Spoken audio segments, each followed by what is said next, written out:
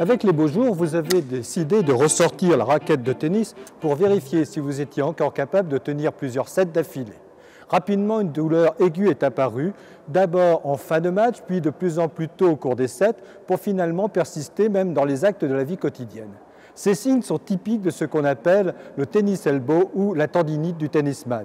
Elles correspondent à une inflammation des muscles supéro-externes qui viennent se fixer sur un petit relief osseux que nous avons à la partie extérieure du coude et que l'on appelle l'épicondyle.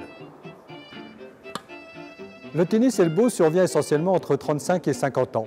Il est dû essentiellement à 3 raisons. La première, ce sont souvent des matériels mal adaptés, des raquettes trop lourdes ou des cordes trop tendues, mais également aussi des revers qui sollicitent de manière trop importante le coude.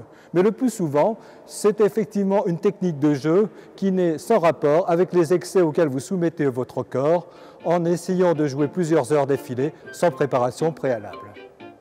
L'examen de votre coude par votre médecin confirmera le diagnostic lorsqu'il réveillera une douleur aiguë en appuyant sur l'épicondyle ou lorsqu'il vous fera effectuer des mouvements de flexion-extension du poignet, le poing fermé.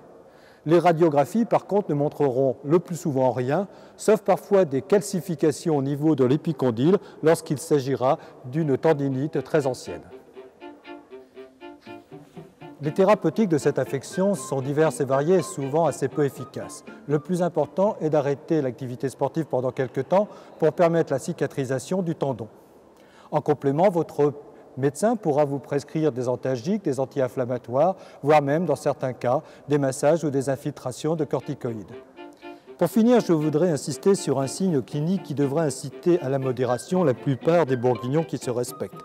Il s'agit du signe de la bouteille. Lorsqu'on attrape une bouteille par son goulot pour s'en servir, eh bien on effectue un mouvement qui met également en tension le tendon qui s'insère sur l'épicondyle et qui réveille la douleur. Alors je ne dis pas que l'on attrape un tennis elbow en faisant ce geste, mais il faut quand même y faire attention.